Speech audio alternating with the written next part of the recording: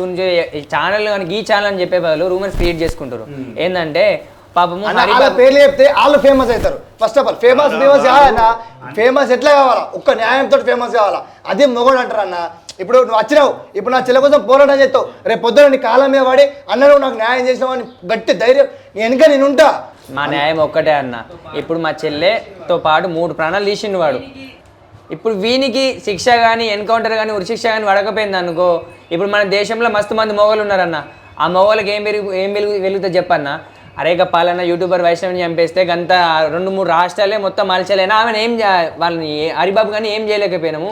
ఇప్పుడు మనం గాడంటే మనకు పగ ఆయన వేసేద్దాం పట్టు, గది మీద నాకు మోజు, దాన్ని రేపు చేసేద్దాం పట్టు, 3 నెలల్లో బయటకద్దాం ఆయన థాట్ ఉంటే ప్రతి ఒక్కరి దాంట్లో. ఇవి చంపేయాలంటే ఖచ్చితంగా నన్ను ఎన్కౌంటర్ చేస్తే ఉరిశిక్ష చేసిన అనుకో, బయట వాడు ఎవ్వడు రాకుండా ఉంటాడు అన్న.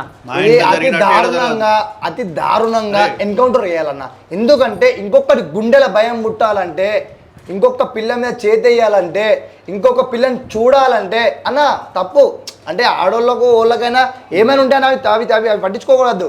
ఇంకో పిల్ల మీద ఇట్లా చెయ్యాలంటే భయం అన్నది పుట్టుకొస్తుంది గట్టిగా.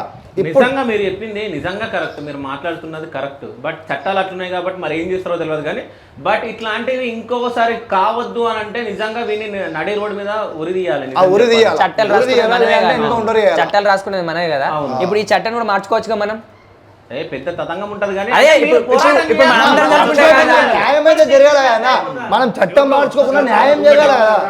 ఇప్పుడు మనం ఎన్నో ఇప్పటిదాకా ఒక 4-5 సంవత్సరాల నుంచి కొత్త చట్టాలు కూడా వస్తున్నాయి. కానీ ఇట్లాంటి దానికి జరిగినప్పుడే కొత్త చట్టాలు వస్తలేవు, పెండింగ్ లో తీసుకురావాలి. కొత్త చట్టాలు తీసుకురావాలి. అంటే ఒక్కరి కోసం మారాలి. ఇంతవరకు చాలా జరిగినాయి, ఇప్పుడు జరుగుతున్నాయి. ఇప్పుడు నా చెల్లెలు అయినాక కూడా జరుగుతున్నాయి. ఇంకా ఏ కేసు ఇట్లా వచ్చినా మారాయి అంటే ఇంకెప్పుడు మారుతాయి అన్న? ఇంకా ఆడబిడ్డలకు ఎప్పుడు సేఫ్టీ. ఎన్నో జరుగుతున్నాయి కానీ అవే పాత పద్ధతులు ఉన్నాయి.